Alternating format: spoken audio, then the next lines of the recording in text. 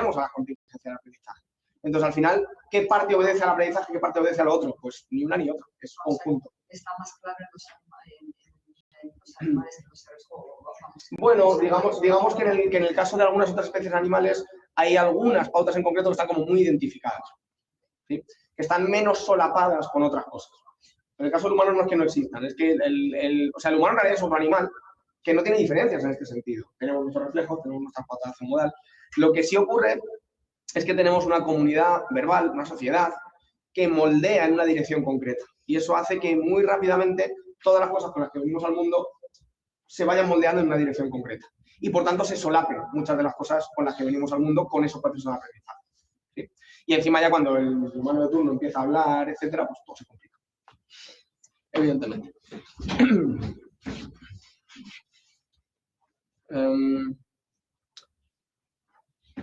No exactamente. Preguntan por ahí si las pautas de acción son específicas de una especie y las innatas universales.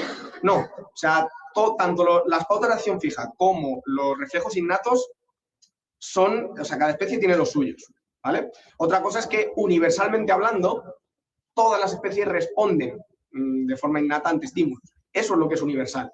Lo que es un EI en concreto o lo que es un estímulo desencadenador innato en concreto, ya sí depende de la especie. De hecho, las pautas de acción fija son especialmente interesantes para mí, porque incluso hay diferencias en algunas especies en función de razas. El caso del perro es muy claro.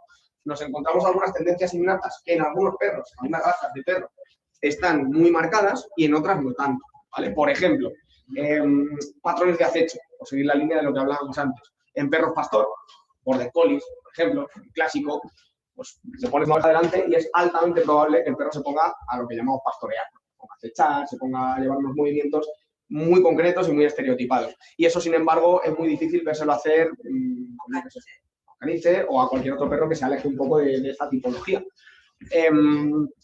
El tipo de mordida, por ejemplo, en algunos perros está relacionado con la presa, en otros no. Y todo eso tiene una historia evolutiva detrás, ¿vale? Que es específica de razas. Buena pregunta. ¿Se puede modificar? Sí, se puede modificar. Un error muy común es el igualar el concepto de innato al concepto de inamovible. Esto es un error, ¿vale? Lo innato no significa que no se pueda, como es innato, esto no se cambia. No, lo innato tiene una base muy fuerte, pero eso no significa que no haya margen para la modificación. De hecho, ya vamos a ver que tanto las RI como luego muchas otras respuestas que salen asociadas al proceso de aprendizaje están sujetas a cambios constantes, ¿vale? Lo mismo pasa con las pautas de acción modal. Lo que es muy complicado, y de hecho si se hace suele dar problemas, es erradicar este tipo de comportamientos. De hecho, sabemos que en la medida en que un individuo no tiene la posibilidad de realizar las conductas típicas de su especie, suele involucrarse después en problemas. Esto suele dar lugar a problemas. Si a un perro, por el ejemplo, no le dejamos ser perro, es decir, no le dejamos desplegar las conductas típicas de su especie, probablemente nos va a dar problemas por otro lado. ¿Cuántos border collies hay en Madrid pastoreando bicis y niños? Así. ¿Cuántos border collies hay destrozando mesas y sofás y salones enteros? Así, os lo puedo asegurar, porcentaje muy alto. Claro, porque a lo mejor son perros que no están teniendo, es una explicación un poco simplificada, habría que ir luego a cada caso, pero a lo mejor no están teniendo acceso y posibilidad, ¿no?, a desplegar todo este tipo de conductas de una forma canalizada, de una forma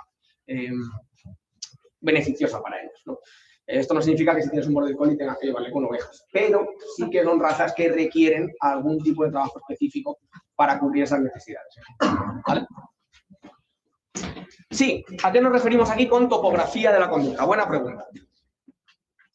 La topografía se refiere a los aspectos físicos que definen a esa conducta, ¿vale? Por ejemplo, dentro de la topografía nos encontramos la morfología. La morfología es la forma que tiene la respuesta, ¿no? Yo puedo, por ejemplo, abrir una puerta con la mano o abrirla con los dientes. Son distintas morfologías, ¿sí? Son aspectos topográficos de la respuesta que se unen a otros, como pueden ser los parámetros que solemos medir, por ejemplo, la velocidad de ejecución, el tiempo de reacción o latencia de respuesta, también llamado, la magnitud de una respuesta, su intensidad, y todo ese conjunto de características físicas que definen a la respuesta es a lo que llamamos topografía, ¿vale?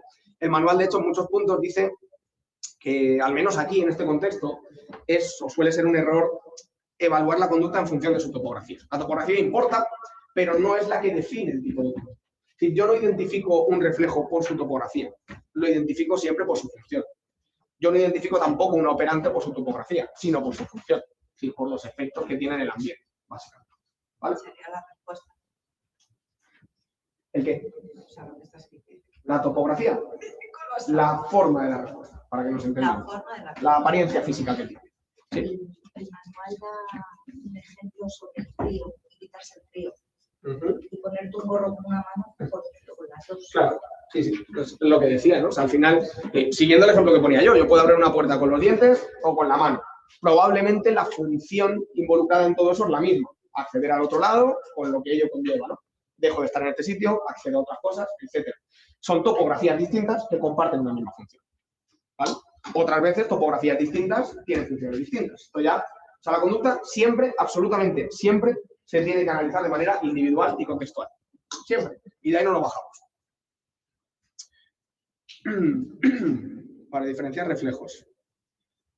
Las pautas provocan respuestas modificadas según ambiente. Sí, pero los reflejos también. O sea, eso no es una característica diferencial.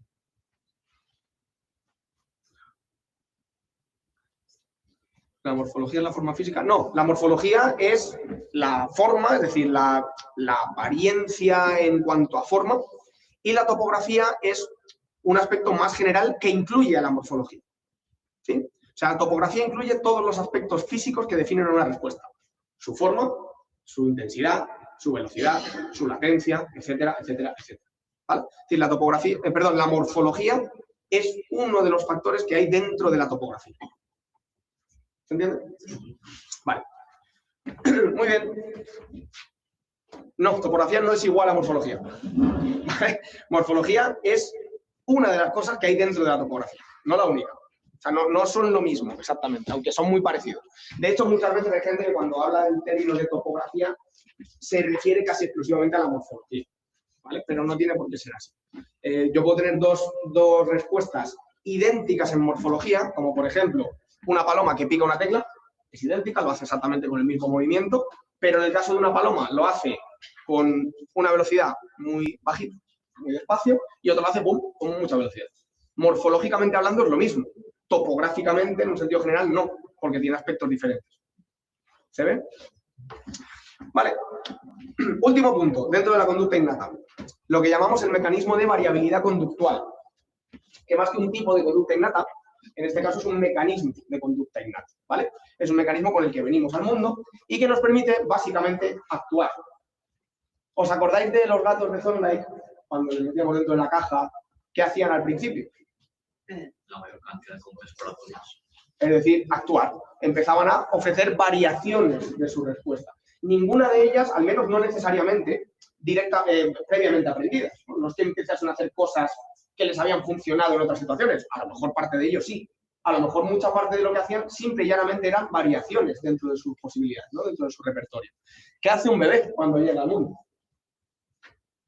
Muy pocas cosas, en realidad. O sea, el ser humano, yo siempre lo digo, y es una cosa que creo que es muy importante resaltar para que veamos la importancia que tiene precisamente el aprendizaje en nuestra vida. No solamente el desarrollo, que es evidente, ¿no?, a nivel fisiológico, madurativo del organismo, sino, ostras, los procesos de aprendizaje, que venimos al mundo siendo una de las cosas más limitadas que os podéis imaginar. ¿Sí? Limitados en un doble sentido. Por un lado, en cuanto al escaso repertorio conductual con el que venimos. Hacemos muy pocas cosas, muy poquitas. Y dos, con respecto al rango de estímulos que controlan respuestas nuestras en concreto. Hay muy poquitos estímulos concretos que controlen respuestas específicas del humano cuando venimos al mundo. Y fijaos en lo que nos convertimos. Bichos que hacemos muchas cosas muy variadas, muy complejas, ante un sinfín de estímulos. ¿Lo veis? ¿Qué ha pasado entre ese bebé que hace tan pocas cosas ante tan pocos estímulos y ese adulto con toda su complejidad verbal, social, emocional? Aprendizaje, entre otras cosas. No solo aprendizaje, pero muy especialmente aprendizaje. Y muchos años en comparación a los animales, que la gran mayoría... Claro, sí, pero lo importante no son tanto los años, aunque entiendo lo que quiere decir, sino más bien lo que pasa durante esos años. Los años perros que dicen, ¿no? Los ensayos de aprendizaje. Claro, el número de repeticiones. Que no es lo mismo 2000 repeticiones de algo o 2000 situaciones diferentes que solamente 10. O sea, que no es una cuestión de tiempo. Uno puede vivir muchas más cosas en un año que en 3. O sea que el tiempo no necesariamente requiere más ni mejor experiencia, aunque a veces sea así. Bien, este es un mecanismo muy importante. Pensad que probablemente, en muchos casos, los niños pequeños aprendan a hablar empezando por ahí. Todos tenemos claro que a hablar se aprende, ¿no? Ningún niño viene al mundo hablando. ¿Estamos de acuerdo? Pero sí vienen al mundo, si venimos al mundo, por lo general, en condiciones normales, con una preparación que permite o que incluye dentro de nuestro repertorio algunas formas muy simples de comportamiento que se parecen, aunque sea mínimamente, a eso a lo que llamamos hablar. Los niños emiten vocalizaciones. Es una de las pocas cosas que hacen, ¿no? cuando llegan al mundo. Y los veis pues moviendo un poco las manos, los pies de manera errática, la cabeza, los ojos. De vez en cuando emiten alguna vocalización. ¿Cuál es uno de los estímulos que se convierte, más allá evidentemente de la comida, supervivencia, etcétera? ¿Cuál es uno de los estímulos que más rápidamente se convierte en importante, por lo general, para un niño pequeño? La sonrisa. Antes de la sonrisa. El pecho de la madre. Habéis dicho muchos que en conjunto forman a lo que yo me refiero, que es la atención por parte de otra persona. Pensad que un niño, y esto no sucede en todas las especies de animales, en humanos sí, un bebé humano depende para todo de la mediación de otra persona. O sea, no podría, si no es porque otra persona media, no podría seguir vivo, y no podría acceder a nada de lo que le permite seguir estando vivo. Eso explica que muy rápidamente la atención por parte de los demás cobre mucha relevancia en nuestra vida. Tanto es así que llega un momento en el que yo digo que la atención es el dinero de los niños, porque es con lo que consiguen el resto de cosas. Exactamente igual que pasa con los adultos, que vamos intentando tener más abanico de cosas. Los niños no las tienen. ¿Y qué pasa cuando un niño descubre que la atención es algo importante de recabar? Eso le permite todo lo demás. O pasan muchas cosas. Y una de ellas es que no todo lo que hace el niño consigue esa atención con la misma probabilidad. ¿Qué tipo de cosas llega un momento que hacen muy probable conseguir atención? Llorar, o no necesariamente llorar, vocalizar de alguna manera. Claro. ¿Qué suelen hacer los padres, sepan o no sepan qué está pasando, cuando los niños empiezan a emitir vocalizaciones? Prestarles una atención diferencial, casi siempre, ¿no? Siempre se nos ha dicho que a los niños, para que aprendan a hablar, hay que hablarles. No es cierto. Lo que hay que hacer es aplicar consecuencias cuando hablan ellos. Lo que pasa es que los niños al principio no hablan, pero sí que emiten respuestas que se aproximan a ese hablar. Y los padres a lo mejor no lo saben, pero los padres empiezan a reforzar de forma explícita esas vocalizaciones.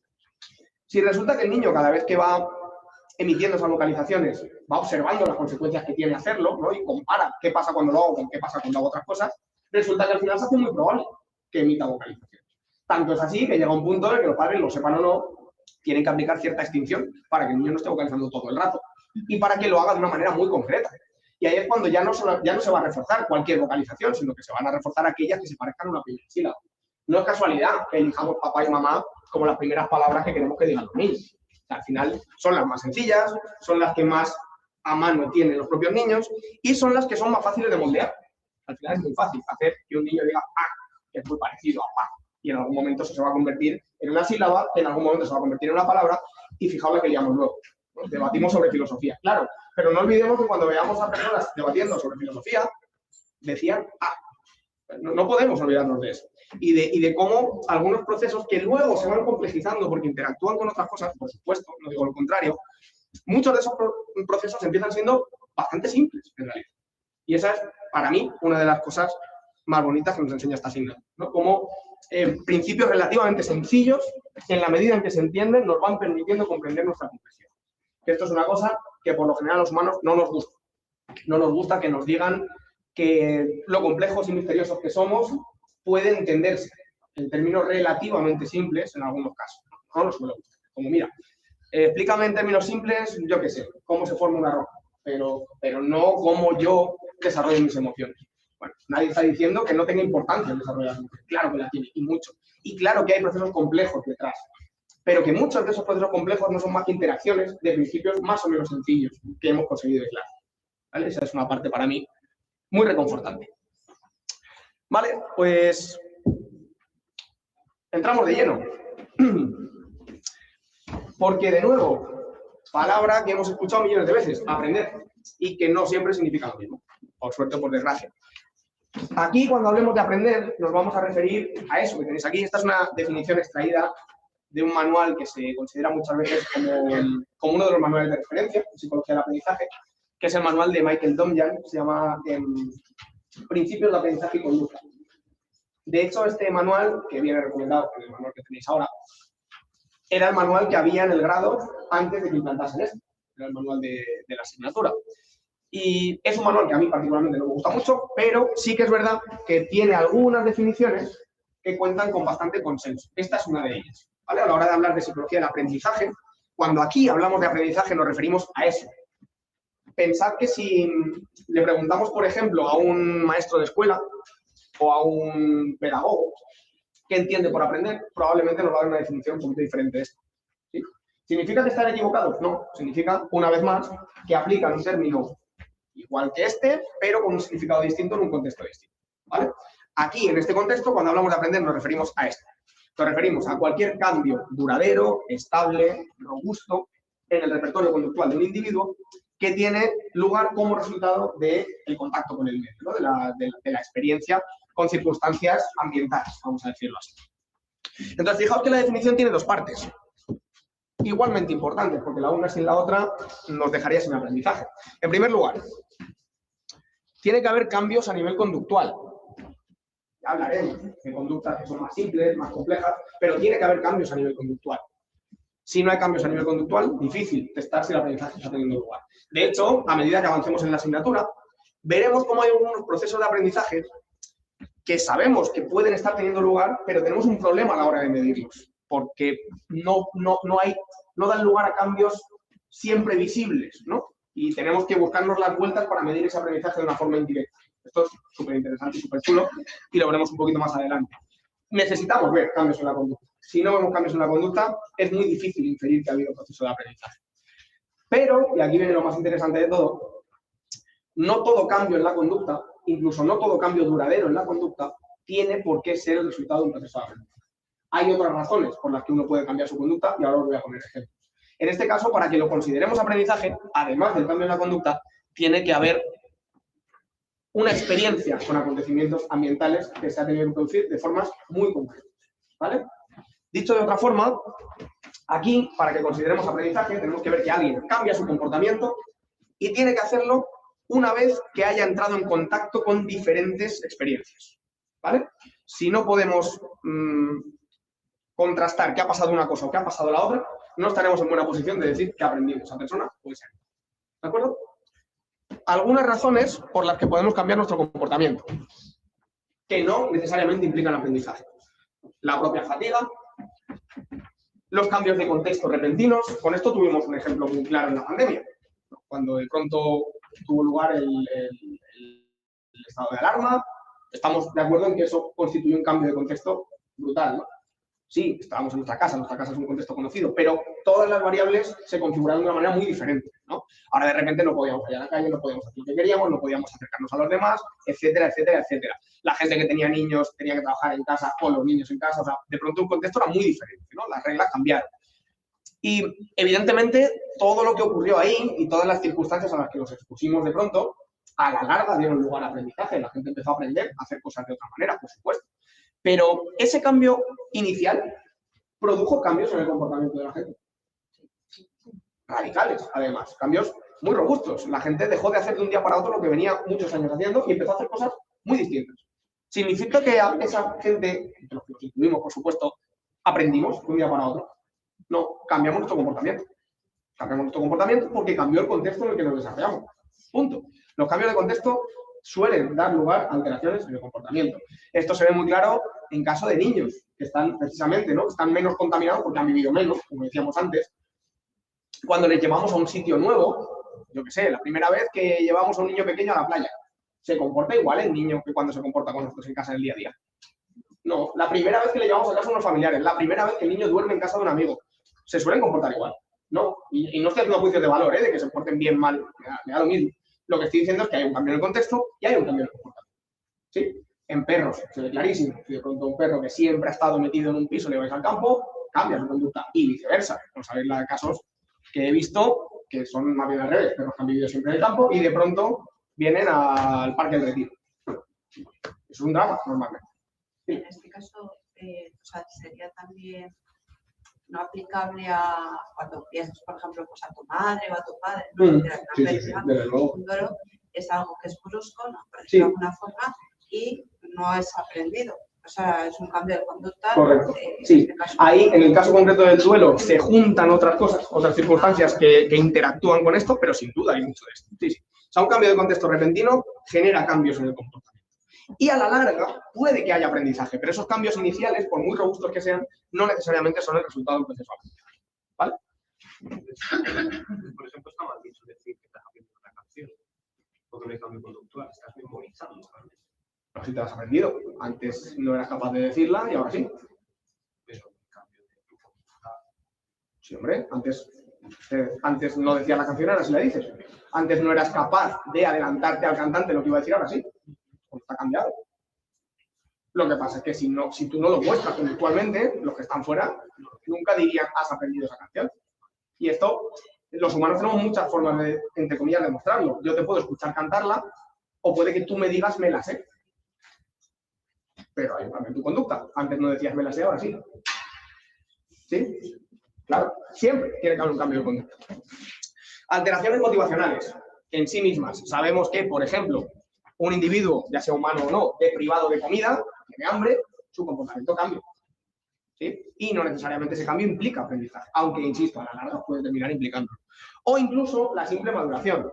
Sabemos que hay, esto se ve en muchas especies, humanos, perros y tantísimas otras, que la simple maduración, entendida como el desarrollo fisiológico del organismo, suele conllevar cambios en tendencias conductuales.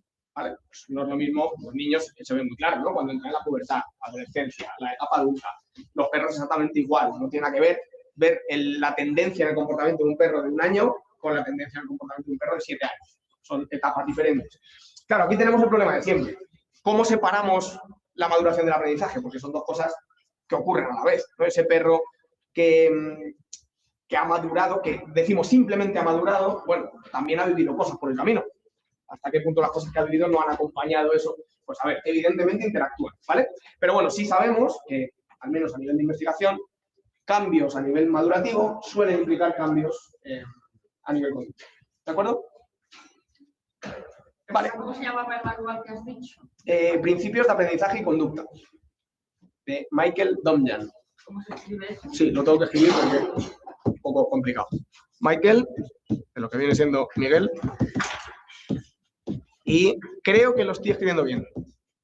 Dom, con M, ¿está bien? Han, Domjan. o sea que el cambio conductual está más relacionado con una cierta adaptación al contexto y en cambio el aprendizaje a la experiencia. Correcto. ¿Sí? Aunque ese cambio de contexto forma parte de la experiencia también. Claro. O sea, el aprendizaje lo incluye todo. Sí. Y Esto ese es una manual no prueba te de- gustaba mucho, pues, pero Había solapamiento. ¿cuál te gusta más del manual? Si comparo ese manual con con el que tenéis vosotros, a mí me gusta bastante más el que tenéis vosotros. Sin llegar a ser perfecto, porque no existe manual perfecto seguramente, pero a mí me gusta más el que tenéis vosotros. Está como mucho más dirigido. Al final lo han escrito los profesores, lo que es que al final se nota. Lo han dirigido específicamente para estudiantes de este grado en concreto. Hay otro que me gusta bastante, que es de... Pongo aquí el autor. Roger Tarpey, que este era el que había antiguamente. Cuando yo estudié la licenciatura, era este el manual que había. Se llama Aprendizaje, teoría e investigación contemporáneas. A casi nadie le gusta. A mí sí. Es como una buena metáfora de lo que soy en la vida, que siempre voy un poco al otro lado. A mí me gusta más el Tarpey que el Domjan. No sabría decir si me gusta más el Tarpey que el que tenéis vosotros. Ahí ya tendría muchas dudas. Probablemente no. Yo a día de hoy recomiendo mucho el que tenéis vosotros. Sin que sea perfecto. Ya os digo que para mí tiene limitaciones importantes. Y una de ellas, en mi opinión, la encontramos precisamente en los temas 2 y 3. Que para mí la estructura que tienen pues, es mejorable. Pero es opinión mía, no tiene por qué coincidir. Roger Tarpey, sí, es aprendizaje, teoría e investigación contemporáneas. Creo que era así, ¿eh? Si lo buscáis por internet lo veréis. ¿Y esos apuntes tú los pones en el aula virtual? Lo podéis descargar ahí. Si entráis. Ahora mismo entráis aquí al aula y os lo descargáis. Vale, llegamos entonces a los tipos de conducta aprendida, una parte fundamental para construir todo lo que viene después. Hemos hablado de lo que es la conducta refleja, hemos hablado de lo que es la conducta operante, y resulta que lo más interesante de todo es que encontramos ambos tipos de conducta involucradas en el proceso de aprendizaje. Es decir, hay aprendizaje que involucra reflejos y hay aprendizaje que involucra operantes. De hecho, empiezo por el final, la conducta operante siempre es aprendida, por definición. Pensemos que la conducta operante es aquella que depende de las consecuencias que produce en el ambiente. Por lo tanto, si hay conducta operante, eso significa que esa conducta se ha aprendido, ha tenido consecuencias en el pasado y esas consecuencias son las que lo hacen muy o muy poco probable a día de hoy. ¿Sí? Necesariamente requiere una experiencia, necesariamente requiere aprendizaje. Nadie nace con operantes instaurados, porque nadie nace con experiencia. ¿Vale?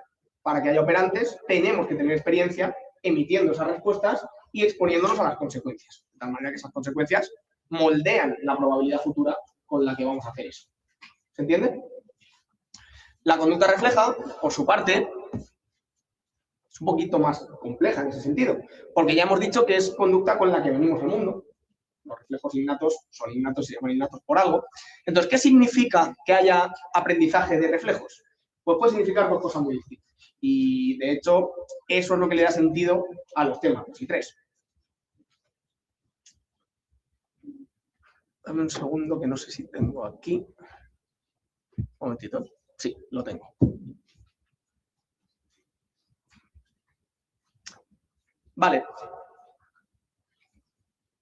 Sin necesidad de ir mucho más allá, que no quiero meter mucho lío antes de entrar de lleno en los procedimientos, dijimos que la conducta refleja, cuando es innata, las respuestas innatas, ¿no? Reflejas, eran las RI, respuestas incondicionadas. A partir de ahora, de vez en cuando, hablaremos de reflejos que, vamos a dejarlo de momento entre comillas, reflejos que se han aprendido. Esos reflejos que se han aprendido son las respuestas a las que llamaremos condicionadas, ¿vale? Las RC. Es matizable eso de que se han aprendido, ¿eh? Mientras que a las respuestas operantes las llamaremos o bien RO o bien simplemente R. De hecho, a mí normalmente me vais a saber escribir R. Si yo simplemente pongo una R, por lo general me estoy refiriendo a un operante, salvo que diga lo contrario. Si me estoy refiriendo a un reflejo, siempre va a ir con apellido, porque o bien hablo de una RC o bien hablo de una RI, y es importante decir a qué me estoy refiriendo, ¿vale? En el caso del operante, con poner una R es suficiente. De hecho, yo prefiero poner R, básicamente porque hay un tipo particular de reflejo, que es el que llamamos el reflejo de orientación. Se cae algo aquí detrás y yo me oriento, al que muchas veces llamamos RO, reflejo de orientación. Entonces, para que no haya líos, yo cuando hablo de operantes, R, ¿vale? Y ahora sí. Fijaos que podíamos estar hablando de aprendizaje y de psicología del aprendizaje durante muchos años. Probablemente no se acabaría nunca el tema de conversación. Y si yo tuviese que hacer un ejercicio de simplificación brutal, es decir, bueno, cuando hablamos de psicología del aprendizaje, ¿cuáles son las dos grandes cosas que se aprenden? Pues las tendríais ahí, las primeras que tengo ahí escritas. Si yo tuviese que decir, ya os digo, en una frase, ¿qué dos cosas aprendemos? Y sé que esto está muy simplificado, ¿vale? Y hay muchos matices por medio. Pero, grosso modo, aprendemos que hay eventos, hay cosas que nos rodean, que se relacionan entre sí. Es decir, hay estímulos que se relacionan con otros. Hay estímulos que predicen lo que va a pasar a continuación. Y esto nosotros lo aprendemos. Por ejemplo, hay nubes y ¿qué puede pasar con probabilidad? Que llueva. Suena el timbre del horno y ¿qué puede pasar probablemente? Que aparezca comida, ¿no? La que sea. Es decir, al final, por experiencia, terminamos aprendiendo que unos estímulos predicen la ocurrencia de otras cosas. ¿Sí? Esto es una de las grandes cosas que aprendemos. De hecho, la aprendemos fundamentalmente a través del condicionamiento clásico. ¿De acuerdo? ¿Y qué es la otra gran cosa que aprendemos? O el otro gran conjunto de cosas que aprendemos. A operar con ese. Es decir, nuestro aprendizaje, evidentemente, no se limita a estar expuestos a relaciones entre estímulos, sino que muchas veces somos capaces de mediar en esas relaciones. De tal forma que somos nosotros, con nuestro comportamiento, los que operamos en ese medio en el sentido de que lo modificamos. ¿Vale? Operar significa intervenir, modificar. Cuando decimos que operamos con el medio, decimos que nuestro comportamiento tiene la capacidad de cambiarlo, de alterarlo. Y al alterar el medio es cuando hablamos de consecuencias de nuestro comportamiento. Sí, yo creo que la semana pasada puse el ejemplo, ¿no? Yo entro en una habitación que está oscura y le doy al interruptor, se enciende la luz. He operado en el medio gracias a mi comportamiento, ahora las circunstancias son otras, ¿vale? Y en la medida en que esas circunstancias sean más o menos efectivas para mis intereses, por ejemplo, pues de esa manera aumentará o disminuirá la probabilidad con la que yo encendiera el interruptor en el fondo. ¿Se entiende? Esto evidentemente tiene mucha importancia, no solamente para el individuo, lo cual es evidente, sino que probablemente para la especie en el largo plazo también tiene mucho sentido que seamos capaces de aprender así. Que es lo que os decía antes. ¿Por qué aprendemos por condicionamiento clásico y por condicionamiento operante? Pues porque probablemente la evolución ha seleccionado que sea así, ¿no? Que es más efectivo aprender de estas formas que de otras formas. ¿Vale? Sí. Ay, perdona, sí. Sí, perdón, se me había olvidado. Bien, y me viene genial. Va bien ese reloj, ¿no? Vale. Conducta operante. Sujeto opera en el ambiente libremente. Quítale el libremente. En general a todo. La libertad no existe y alguien tenía que decirlo. Pero más allá de que exista o no exista, no es lo que define a la conducta operante, ¿vale? Lo que define a la conducta operante es que el sujeto opera en el sentido de que su conducta tiene consecuencias. Y que, de hecho, la probabilidad de que esa conducta aparezca depende sobre todo de esas consecuencias que tuvo en el pasado. ¿Vale? Eso es lo que llamamos conducta operante. Y llega un punto que para mí es crucial, ¿vale? Porque os voy a presentar los 3 grandes mecanismos del aprendizaje que vamos a revisar en la asignatura. Y lo voy a poner en relación, antes de nada, con todo lo que os he venido contando hoy y con parte de lo que os conté la semana pasada. Voy a haceros una pequeña tabla que creo que os puede ayudar, suele ser bastante útil. Vamos de momento a olvidarnos de esto, para que no nos líe, ¿vale? Tenemos 3 tipos de aprendizaje. Ese primero al que llamamos aprendizaje uniestimular. Puede que haya algún punto del manual o de otros manuales en otras asignaturas donde a este tipo de aprendizaje lo llamen aprendizaje no asociativo o incluso aprendizaje preasociativo. Lo digo porque si alguna vez lo veis, pues que sepáis que son sinónimos, ¿de acuerdo? Hablaremos de condicionamiento clásico, también llamado condicionamiento tipo respondiente o condicionamiento pavloviano. Y hablaremos de condicionamiento operante, también conocido como instrumental. Instrumental, correcto. Entonces, voy a poneros una pequeña tabla en la que vamos a determinar algunas características que definen a cada uno de esos tipos de aprendizaje. De tal manera que ya tengáis una pequeña herramienta que os permita ubicarlos, ¿vale? A medida que vayamos explicándolos. En primer lugar, en un sentido amplio, ¿qué tipo de conducta está involucrado en cada uno de estos 3 tipos de aprendizaje? Cuando hablamos de aprendizaje uniestimular, así como cuando hablamos de condicionamiento clásico, hablamos de conducta refleja. ¿Vale? Son mecanismos de aprendizaje responsables de la modificación de conductas reflejas. Y ahora veremos las diferencias entre ellos. El único que trata de manera concreta con la conducta operante es, como su propio nombre indica, el condicionamiento operante. ¿Vale? Pero ahora vamos a hilar más fino. Y en cuanto al tipo de respuesta concreta que modifica cada uno de ellos, encontramos otra diferencia. Cuando hablamos de aprendizaje uniestimular, vamos a hablar de un tipo de aprendizaje que es el responsable de la modificación de las RI, ¿vale? De las respuestas incondicionales. Mientras que el clásico, por su parte, será ese tipo de aprendizaje que dará lugar a la modificación de las RC, ¿vale? Las respuestas condicionales. Finalmente, el operante, como ya hemos dicho, respuestas operantes, ¿vale? R o RO, como las queramos llamar. Hay algunos sitios que llaman RI a las operantes porque las llaman respuestas instrumentales. No os quiero contar ya el lío, el drama está servido. No lo hagáis, ¿vale? Pero que sepáis que alguien lo hace algunas veces, porque uno tiene que estar preparado cuando lee sobre estas cosas para que les sorprenda.